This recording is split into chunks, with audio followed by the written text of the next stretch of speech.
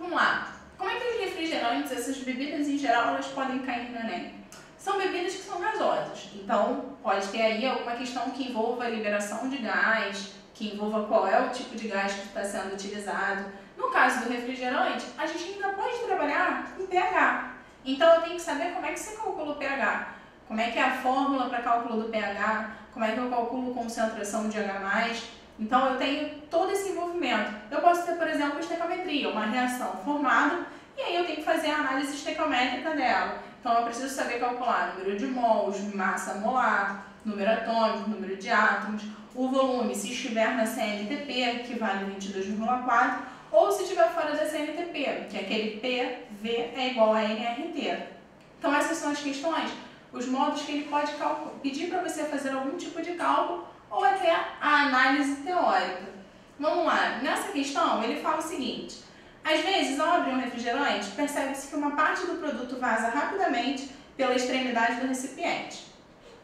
A explicação para esse fato está relacionada à perturbação do equilíbrio químico existente entre alguns dos ingredientes do produto, de acordo com a reação. E aí ele deu para a gente a reação do CO2 reagindo com a água, formando H2CO3. Continuando.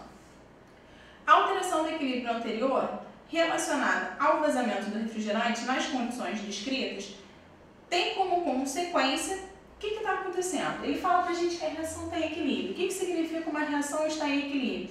Que o reagente e o produto eles estão num balanceamento perfeito. Ou seja, não há deslocamento do reagente ao produto, nem do produto ao reagente. Mas existem alguns fatores que alteram esse equilíbrio.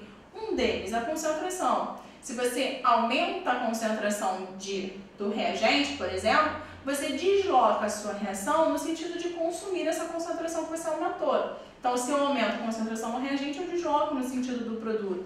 Eu posso ter a ver a pressão. Eu analiso os compostos que são gases e aí o aumento da pressão desloca a reação no sentido de menor volume. Eu posso ter a temperatura. Se a temperatura foi aumentada, ela vai favorecer uma reação que é do tipo endo ou exotérmica. Se a temperatura aumenta, favorece uma reação do tipo endotérmica, porque ela absorve esse calor que está sendo envolvido na reação. Nesse caso, ele fala do vazamento de um gás. Quem é o gás nessa reação que está sendo liberado? O nosso gás aqui é o CO2.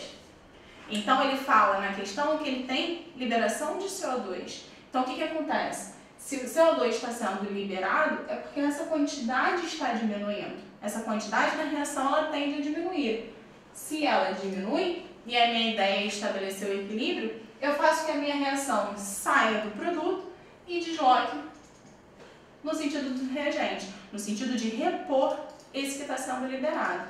Então vamos lá, ele fala pra gente nas opções, na letra A, em que você está tendo liberação do CO2 para o ambiente. Se está vazando o CO2, está saindo do refrigerante, essa concentração está diminuindo, o equilíbrio fica alterado. Dessa forma, nosso gabarito, letra A.